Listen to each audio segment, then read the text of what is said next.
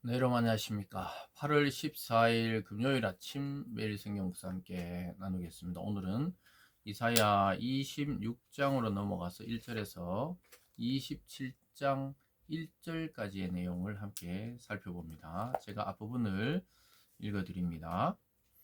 그날에 유다 땅에 이 노래를 부르리라. 우리에게 견고한 성읍이 있으며 여호와께서 구원의 성벽과 외벽으로 삼으시리로다. 너희는 문들을 열고 시내를 지키는 의로운 나라가 들어오게 할지어다. 주께서 심지가 견고한 자를 평강하고 평강하도록 지키시리니 이는 그가 주를 신뢰함이니이다.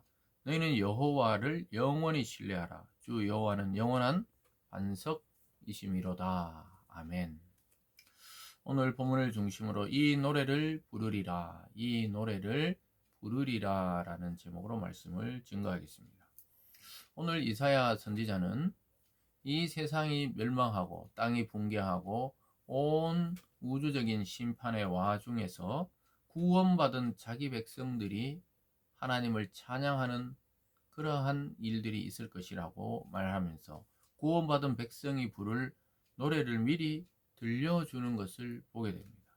그래서 제가 조금 전에 읽어드린 부분도 하나님의 구원에 대한 진정한 그 노래죠. 그래서 하나님이 우리의 외벽이 되시고 성벽이 되시고 우리의 구원자가 되신다고 말씀하고 있습니다. 그래서 이 세상 어떠한 견고한 진보다도 또 견고한 성읍보다도 하나님 자신이 우리의 성벽이 되어 주시고 외벽이 되어 주시겠다 이렇게 약속하고 있습니다.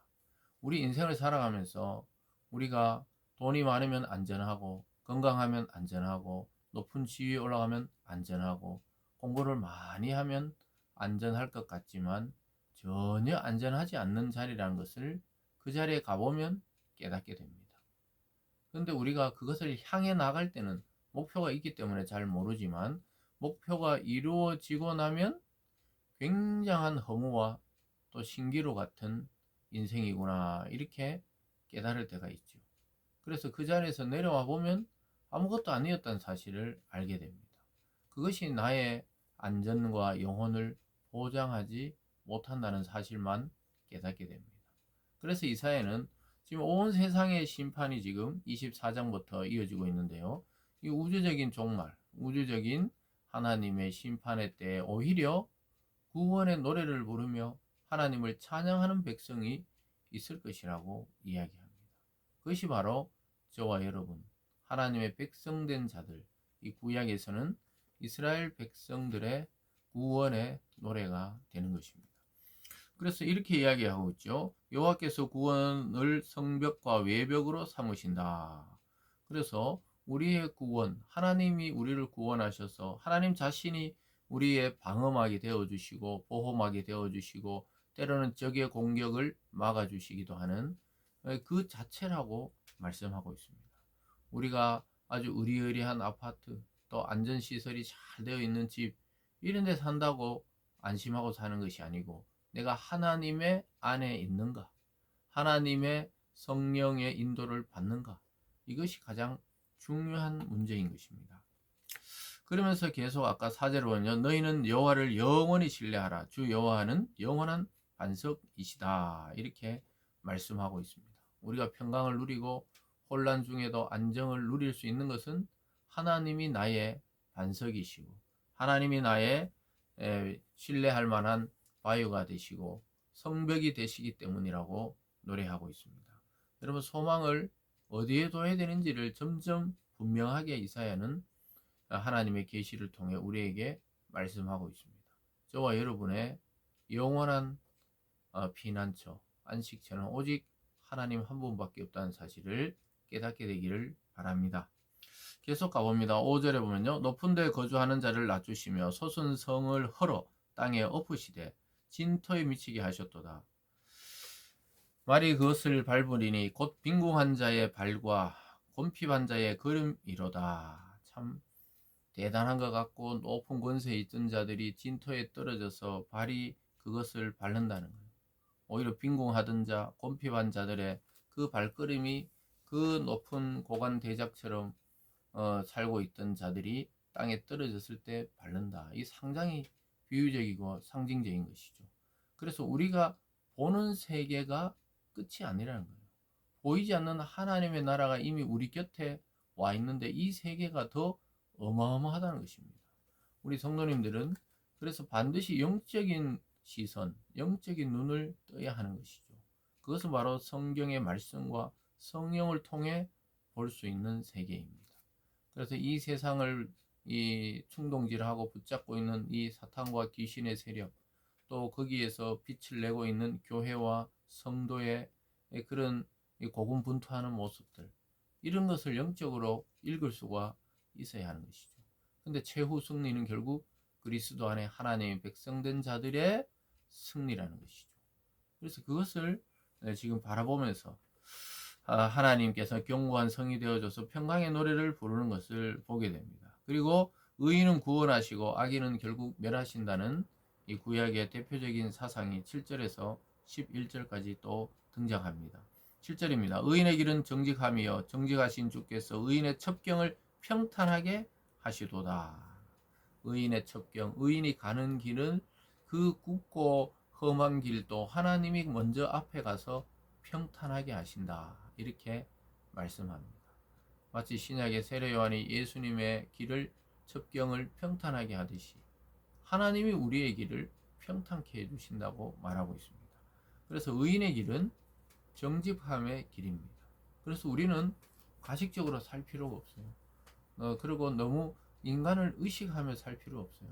사람을 섬겨주고 사랑해주는 대상이지 의식해서 우리가 가식적으로 때로는 과하게 행동하고 말할 필요가 없는 것입니다. 우리는 그리스도 안에 우리의 길을 걸어갈 뿐인데 하나님이 우리의 길을 평탄케 하시는 것입니다. 여러분 이 아침에 마음에 안고 있는 고민이나 고통 또 문제가 무엇입니까? 주께 맡기시면 주님이 그것을 평탄케 하실 줄 믿으시기를 바랍니다.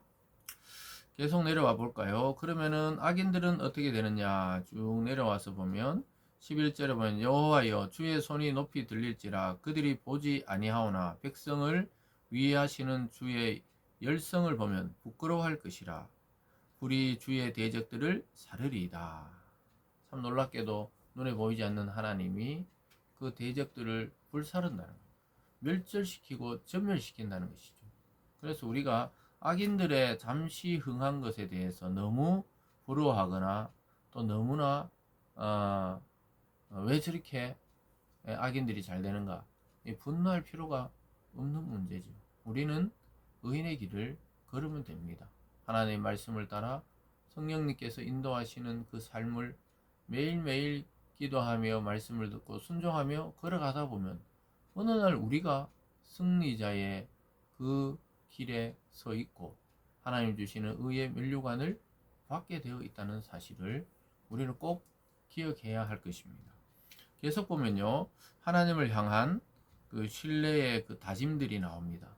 그래서 이사야를 통해서 하나님 믿는 백성들이 하나님이 우리에게 평강을 베푸시는 걸 보고 우리는 계속 주를 신뢰한다는 사실을 보여줍니다. 12절을 볼까요? 여호와여 주께서 우리를 위하여 평강을 베푸시오리니 주께서 우리의 모든 일도 우리를 위하여 이루심이니이다. 여호와 우리 하나님이여 주 외에 다른 주들이 우리를 관할하여 싸우나 우리는 주만 의지하고 주의 이름을 부르리이다.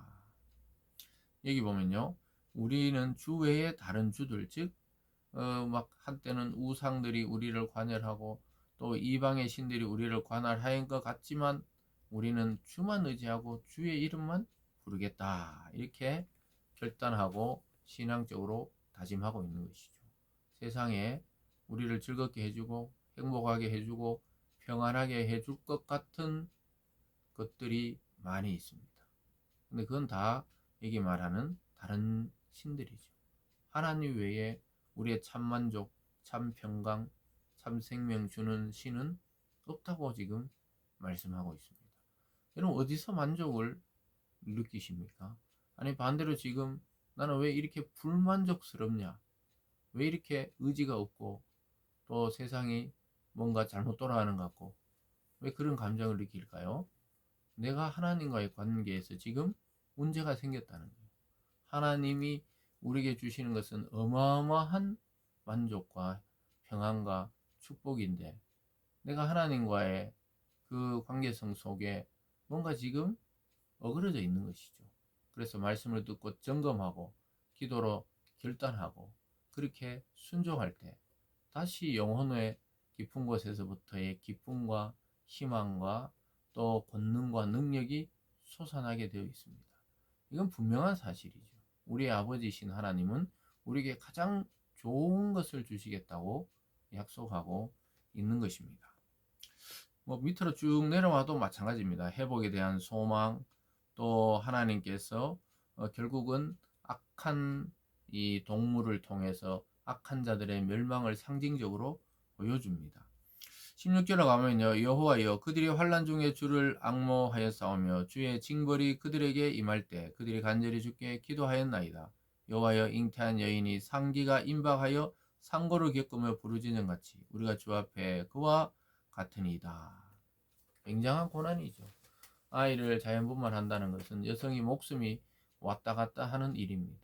그렇게 그 진통과 산통이 굉장한 것이죠. 실핏줄이 터져나가고 또 몸이 죽을 것 같고 숨이 넘어갈 것 같을 때 이제 아이가 출산합니다. 그러나 그 아이 낳은 기쁨으로 그 진통을 잊어버리게 되죠. 저와 여러분의 이 땅의 삶은 고난을 동반한 삶이라고 분명하게 이야기하고 있습니다. 고난 없는 축복, 고난 없는 영광은 신기루고 허상입니다.